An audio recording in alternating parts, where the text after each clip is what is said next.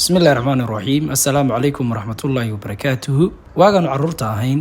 oo aan miyiga joogi jirnay waxaan oran jirnay xayawaanka Ilaahay abuuray mid waliba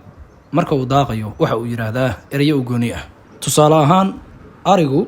waa xayawaan aqli badan sidaa darteed arigu wuxuu yiraahdaa marka uu daaqayo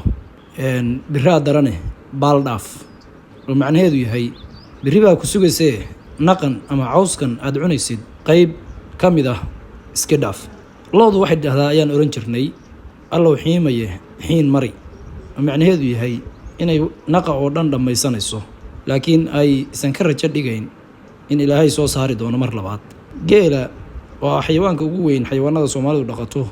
waxa uu dhahaa ayaan oran jirnay cirku waa buuxaaye caloosha buuxi oo macnaheedu yahay iska cun cirkaasna iska sug dameeraha waa ah gaadiidka qayb kamid ah deegaanada qaybtoodna aad looga isticmaalo ayaan oran jirnay waxay dhahaan qori qalalan qurdudum nuur dambe ha soo bixin haddii aad ereyada u fiirsatid xigmad weyn ayaa ku jirta siyaasiyiinta Soomaaliya joogana waxay u dhaqmaan sida xayawaanaadkaas oo kale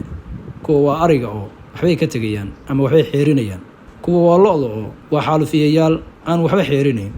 kuwa waa geel oo mar walba rajo ayay iska sugayaan laakiin wax ma qabsadaan kuwana waa dameeraha oo kale oo